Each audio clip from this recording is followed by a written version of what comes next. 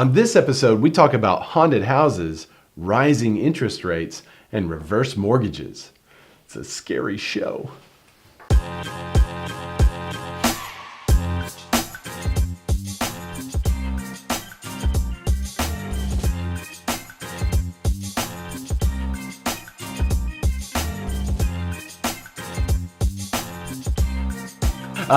Welcome to episode 6 of the Real Q&A show.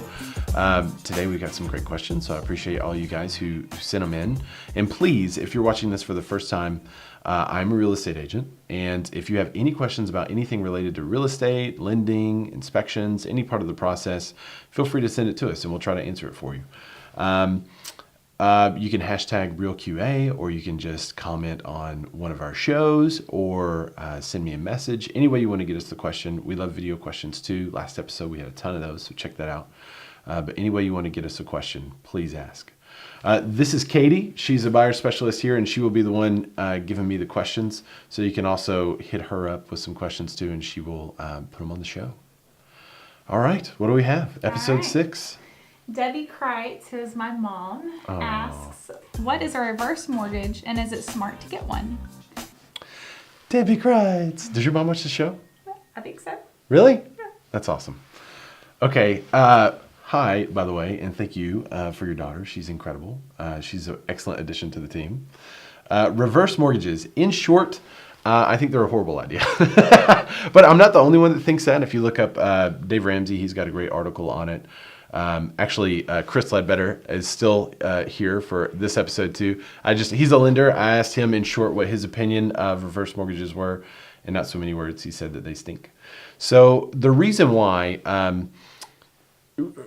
what a reverse mortgage is basically you're taking your house and the value that your house, I guess, appraises for, and you're essentially putting a mortgage on it to either draw the money or then take out in a lump sum.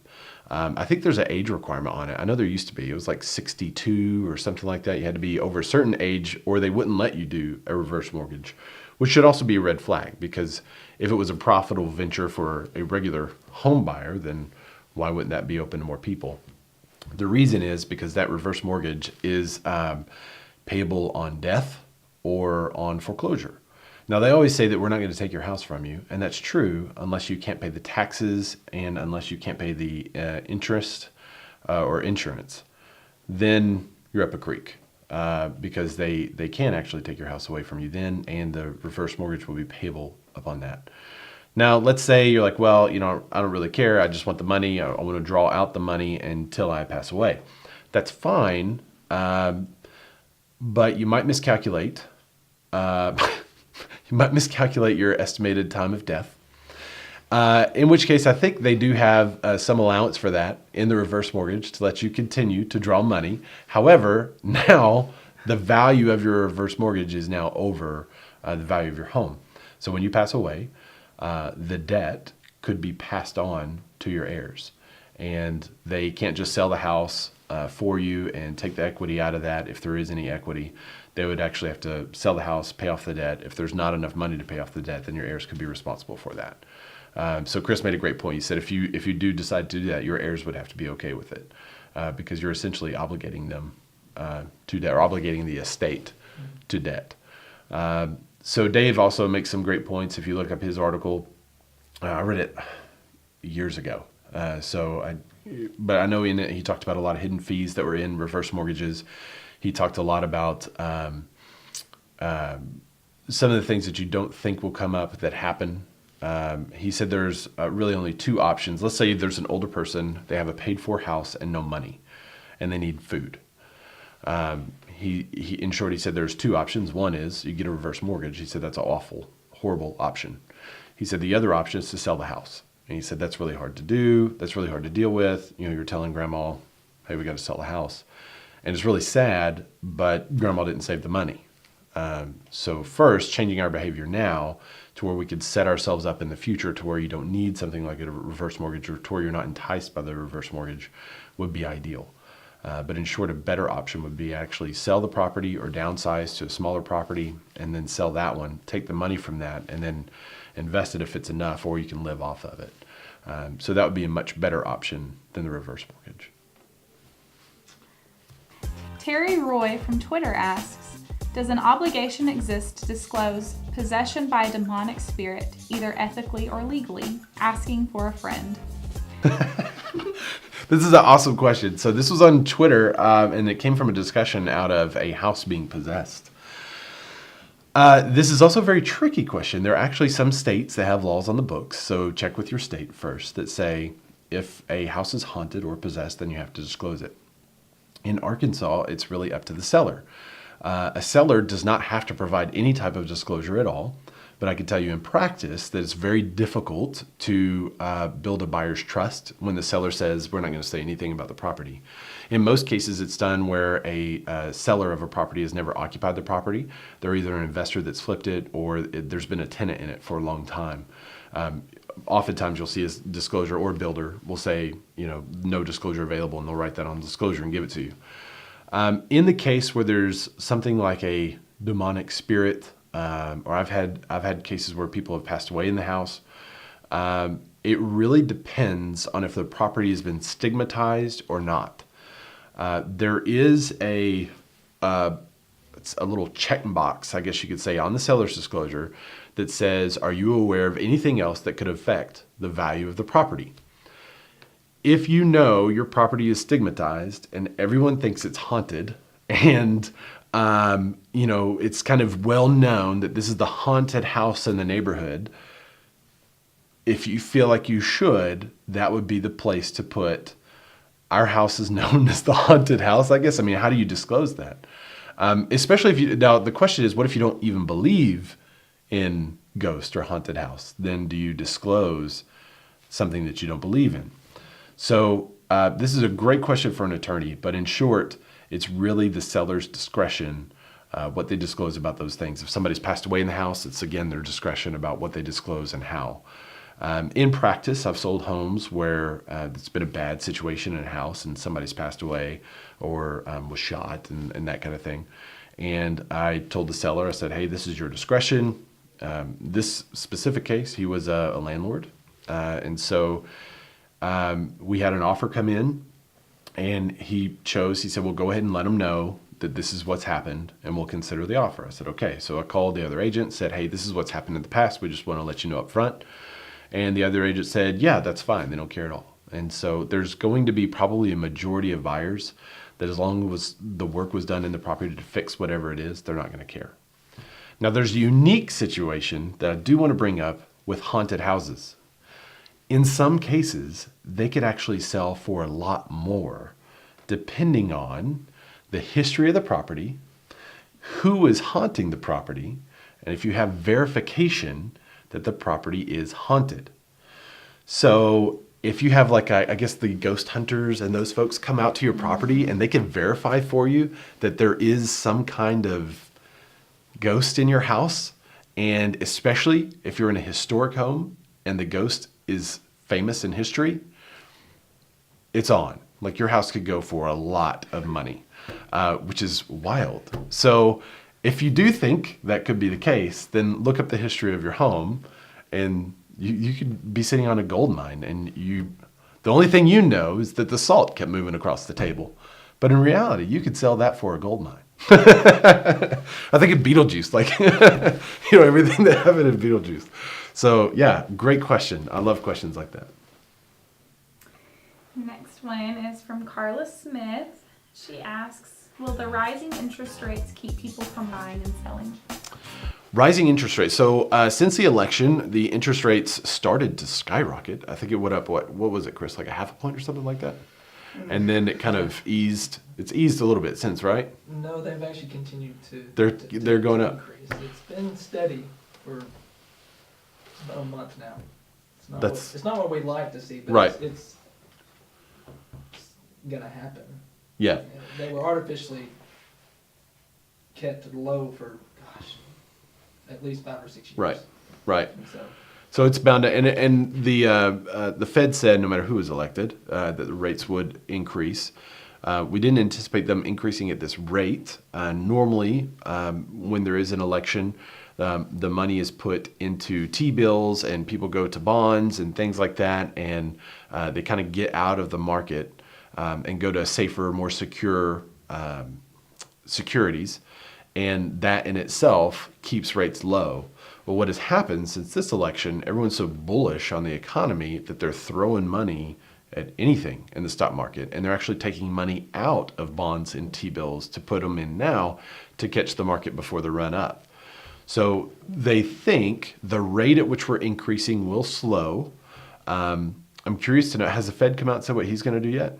Oh yeah, Not yet. That's coming in a few days. I'm interested to see, since we've already had the rates increase naturally, what they're going to do. It'll be really interesting to see the Fed's response and then how that affects us in the future. So that being said, will that keep people from buying and selling? I would say no. I mean, people are still running out of space in their home. They're still looking for a change in their, they want to go from this neighborhood to this neighborhood because it's a better neighborhood, maybe a better school, maybe it has a pool, tennis court, everything they want over there. So life events are still happening for people. They're still having another kid and now running out of space. There are still people whose kids have all left and now they're looking to downsize because they have this huge house payment. If they could get rid of that, no matter what the interest rate is, now they can go on vacation. So in short, no, I don't think it's going to inhibit buying and selling. It's going to affect some. It's going to affect the pre-approvals. If you were pre-approved for $250, it may only be $225 now. So the buying power of buyers is going to go down, which will probably stabilize some home prices because we've had a nice incline over the last couple of years. So I would say no major impact. If you think back history, I don't know if I was alive then. Yeah, 82-ish. I was born in 82.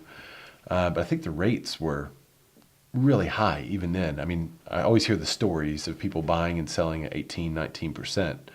So, I mean, we're sitting in still less than 5%, and it's really nothing to complain about. I would say that it's still a good market and your home is still going to appreciate. I think it would be wise to buy sooner rather than later. So if you are in the market, buy now. Especially if you found a place you like, don't delay. I mean, go ahead and get it and wrap it up because you'll save a considerable amount of money. But I don't think it's going to inhibit people from moving. People are still changing jobs, doing all kinds of stuff. So good question. The last question comes from Dogfish on Reddit. Say you receive two exact same offers from different clients X and Y. You get to represent both sides if you work with client X.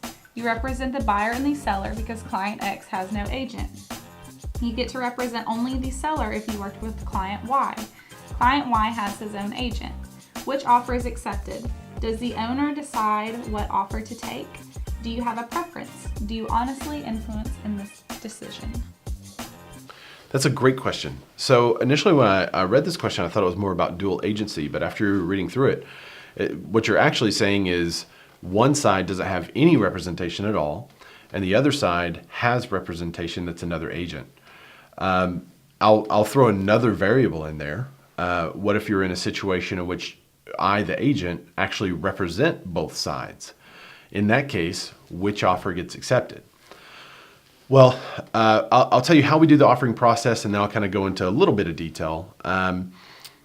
Whenever we receive offers, especially multiple offers, I don't disclose to any of the parties that we're in multiple offers.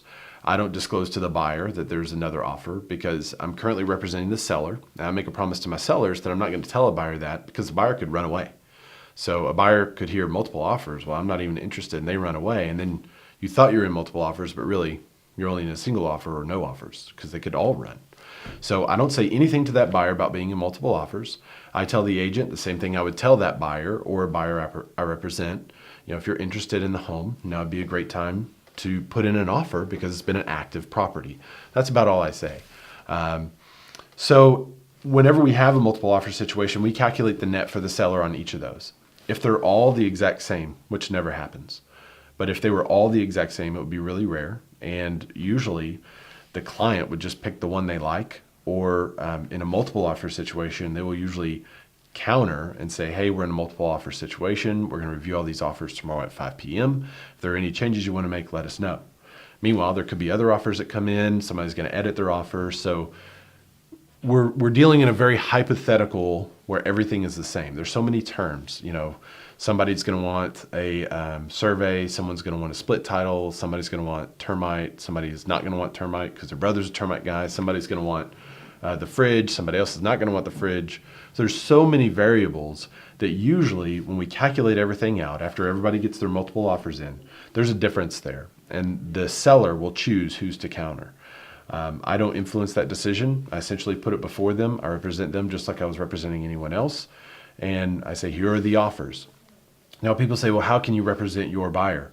Well, this is the third situation that I kind of threw in there. How can I represent my buyer and do my job to present them in the best light? Well, that was done when we wrote the offer. And we write that offer without any knowledge. And you kind of have to mentally erase the knowledge of everything else that's in.